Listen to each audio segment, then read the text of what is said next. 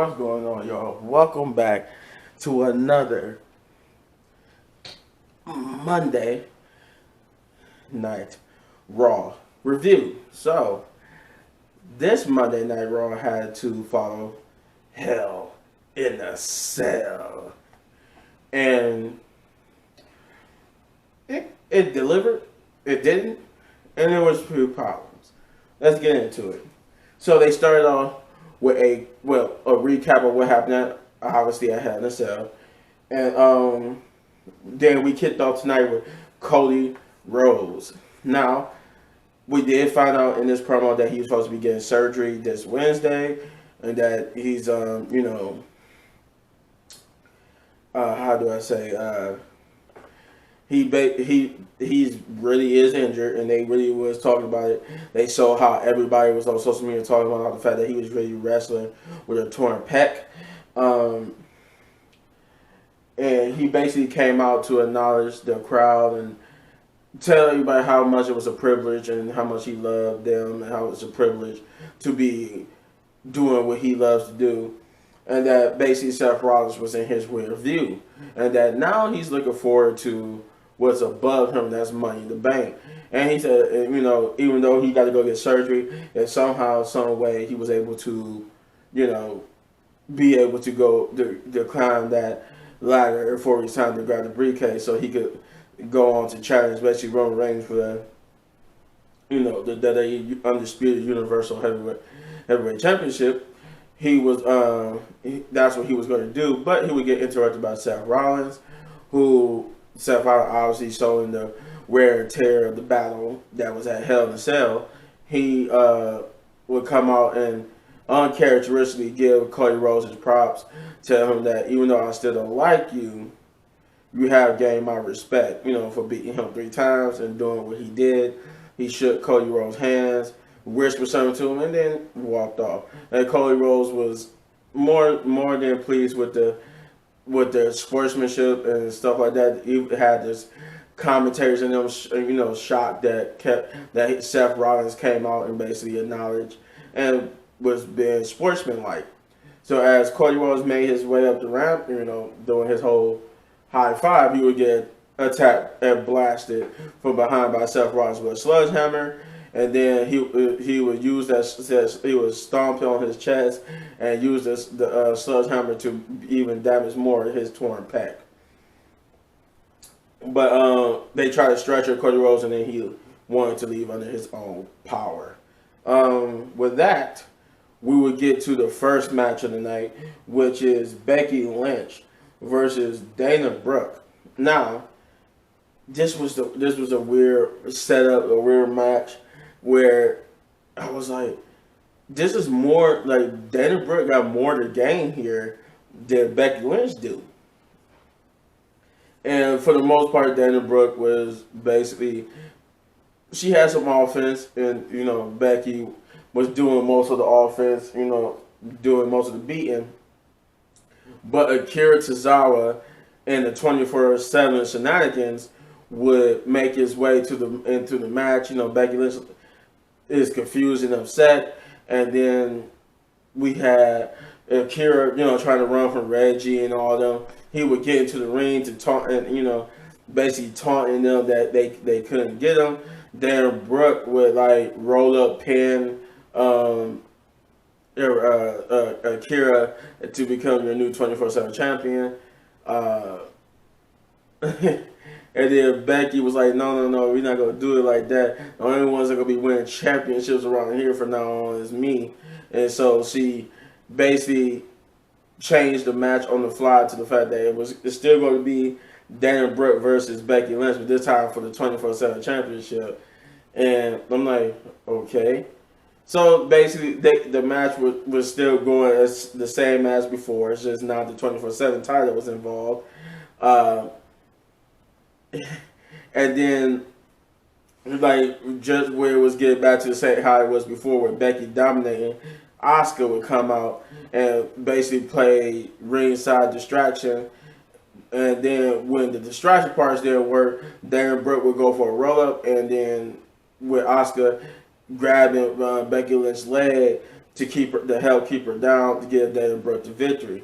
I'm like, now how they just did it the other way, allowing Dana to actually just beat Becky, it would have meant something. And that I got excited for that because I'm like, this could be a way to elevate Dana Brooke. But then they had to make her win with the help of Asuka, so it was just like, you had a missed opportunity there. We got the Miz TV promo next. Basically, he came out with Maurice, like he said he would, to promote the new episodes of Miz and Mrs. They would get interrupted by Riddle, who came out there being the treasure that he is. One of the best parts about that segment was that he bust out the old Dexter Laboratory omelette du fromage. I was like, oh my God, Riddle. But yeah, the promo segment was cool. We did get oddly, we got you have little balls chat. But it would end up being with Maurice basically like getting upset that Riddle was disrespecting them, and she tried to basically make a match on the fly for the Miz versus Riddle, but the Miz would decline until randomly, for no reason, Ciampa would just like come and attack. He just would attack Riddle, and for no reason.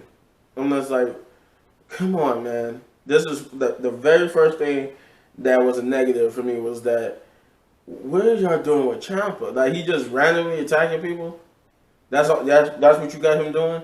How is that supposed to get? How are you supposed to get over the crowd if you don't really have no real direction for him? He just randomly attacking people for no reason.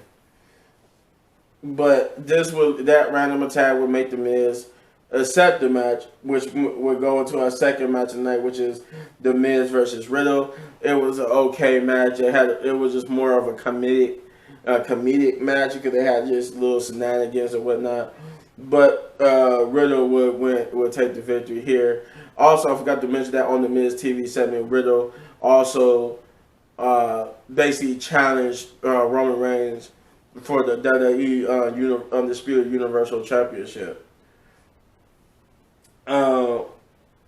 We would get the next match, which is the Street Profits versus the Usos. This was supposed to be a championship contenders match, and this was a good match. They had some good spots right here. This was a good match. I think this would be the first match because the Becky Lynch versus Dana Brooke match was okay, but it wasn't the best way to start off Monday Night Raw. But this match right here with the Street Profits was okay. They did their thing with the Usos and ended up getting the victory via countout with awesome exchange on the outside between Montez Ford and Jey Uso, and Jey would try to super kick Montez Ford, but Montez would dunk underneath, throw him over to the timekeeper's area, and realized that the count was at 9, got back into the ring, and Jey would be counting out, giving the Street Profits the victory via countout. And this is the first time you could, or I might be wrong, but this is like the first time in a while you could say that the Usos or Roman had actually just lost the match. Other than cheating in nefarious means or whatever, I can't remember the last time the Usos or Roman just flat out lost the match without somebody interfering, like without the Usos interfering on Roman's behalf to get him the DQ or Roman doing for the Usos. Like, this is just like the first, I think the first time as a team, I should say, because they have lost singles against Riddle, but I think this is the first time as a team they lost, via countout or just, pinfall or whatever. We would get the Bobby Lashley promo, basically him doing the same thing, saying that, MVP is in his rear view, MVP and Omas in their rear view. He's focused on the Money in the Bank, and that he too won a shot at the championship. This was an okay promo until Austin Theory came out. And basically was taunting him about, basically said this was his time and his spotlight. And the only reason why he was out here talking was because he had help to win his match where he won his match all by himself. And then it looked like they was in a ring gear. It looked like they was about to have an impromptu match. Because Bobby Lashley was like, yeah, let's have a match. He was like, oh yeah, you want to have a match? Let's have a match. But then since Austin Theory kept talking more, Bobby was like, you know what? Since you're so confident, why don't you put the United States Championship on the line too? And then he said no, and apparently, and then they got into a little, like, where they looked like it was about to try to fight, but he would back off, and then nothing came of it. No match. The next match was like it went on commercial break. It didn't come back to find out that the match was made or whatnot. It was just basically onward to the next match, which was Dominic Mysterio versus Veer Mahaan. And this was a good match for both Veer and Dom, because it wasn't a squash match. It's actually a match where we got to see Veer take some get beat up a little bit. Something that we haven't seen since he made his singles debut. But yeah, we see this was a good back and forth match. It was going good. Dominic looked good. This is the first time in a long time I can say that Dominic looked good in the match. But in the end, Veer was about to hit the cervical clutch on him, but Ray not being able to withstand the long and being cheap shotted earlier in the match, he basically interfered on Dom's behalf, causing Veer to win via DQ.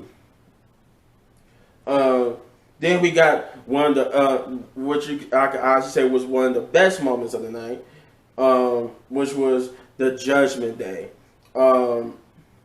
The Judgment Day promo, basically the whole night has been teased that they was going to have some type of new member join them, and we didn't know if they were just saying this or if it was true, but it turned out to be true. They did have a new member, and their new member was none other than Finn Balor. Finn Balor, or Balor, however you like to call it, is the new member of Judgment Day. So he came out, he explained why, Edge explained that he always thought highly of him, and that he's seen something changes out. He's seen the clarity, the click, and Finn Balor echoes those words, saying that it did, that something clicked, something changed. He saw the dedication, the passion that both Rhea and Damian have for Edge, which allowed him to wanting to start fighting who he is. And he basically, after the match, after the show, he contacted Rhea and talked. They got to talking. He basically decided that he wanted to join Judgment Day. So with that being said, they all decided that they all being in Judgment Day helped them shred the weakness and become better versions of themselves. And that they was ready to shred the last of that weakness, which turned out to be Edge himself. So it turns out, with the addition of Finn Balor, it was about to be a 4-man group because they beat up Edge and basically hit him with a concerto. So now we got Judgment Day minus Edge, but I think they still use Edge's music as a group, which is weird. But okay, the concerto is probably a way to give Edge time off, because he's operating on a part-time schedule, so it's probably that point in his contract where he's going to be off TV for a while. No AJ Styles, obviously no AJ Styles in this on this episode, and no Roman, by the way, no Roman. Roman just I said it in my Hell in a Cell review that if we didn't get Roman on today's show, that would mean that he haven't been on Raw or SmackDown for 2 weeks and a couple of days, and that's what it's going to be. We got Omas versus Cedric Alexander. This was a squash match because as soon as the bell rung, Cedric literally just hit him a couple of times, and then Omas just hit him with his finisher and won the match. That's how quickly it was. It was like ding, up. Boom. 1, 2, 3. Ding. It was like, what the hell? That match was pointless. That was one of the most horrible things they could have ever done. That was a pointless match. It did nothing for Omas or Cedric. It was just a match just to be there. But then, speaking of which, we got another pointless match. We got Ezekiel versus Otis. This match didn't absolutely anything. Still can't really get behind Ezekiel. Like, I really can't get behind the character. You could feel the crowd wasn't really behind it either. The crowd really didn't come alive until after the match, where Ezekiel won the match. But after the match, Kevin Owens will come out because Ezekiel called him out, saying that he won another match. And Kevin Owens said, "You know what? I would give you a rematch if you admit right here, right now, in front of everybody that you're really Elias." And that's what he did. He admitted in front of everybody that he's really Elias. And Kevin Owens just went on this funny tirade, just basically saying hi to everybody. "I told you I'm smart, you're not." Everybody was just, everybody was like, "Wow, okay, so he's really Elias." And then he was like, "You know what, Kevin? I didn't think you was gullible, blah, blah, blah. I lied. I took a page out of your book and just lied because I'm really Ezekiel." And then he got into a little scuffle with Kevin Owens, and thus where we'll have a rematch next week, which I please wanted this whole feud to die. Then we got probably the only other good match of the night, which was the main event: Alexa Bliss versus Rhea Ripley versus Doudrop versus Liv Morgan. Winner would meet Bianca Belair at Money in the Bank for the Raw Women's Championship. The match was good, especially what just happened with Judgement Day. So you had to know Rhea Ripley coming into this match had the momentum, and the momentum she did. She came into the match, dominated a little bit. Alexa Bliss got a little offense in there. Doudrop and Liv Morgan as well. They all looked good. That, not to take away from anyone, everybody looked good, especially Rhea. But Rhea would be the one who will come out on top, and is now the new number one contender for Bianca Belair at Money in the Bank. Once again, the not having someone challenge Roman, but Roman not being on the show was severely felt on this episode of Raw. That was a bit negative for me that Roman was not there yet again. There was only a couple of things I cared about on here. Like the Cody Rhodes promo was cool. Didn't really I didn't care about the first match, which is Becky versus Dana. I didn't care about that. The Miz TV promo was fine. The match between Riddle and the Miz, not so much. But it was just okay. It was entertaining. It was just it was a lot of stuff I really didn't. The Usos versus the Street Profits was cool. I like that. But other than that, it was other than Cody, the Miz TV promo, the Usos versus the Street Profits, the Judgement Day promo, and the main event, everything else was just filler to me. Everything else really didn't matter. And the fact that we don't, I'm telling you, this is just more and more proof why having both belts on one person just doesn't work. At this point, it's just not working. The whole thrill of him becoming double champion, I'm just not enjoying it at all because you can't do anything with it when he's not there. So at this point, because this episode of Raw could have been a lot better had it had a direction, had it had a title and goal for people to go to, had it had more direction for his tag division. I'm going to give this episode of SmackDown a 6 out of 10 big ups because it was okay, but it really could have been better, man. It really could. They really do need Roman.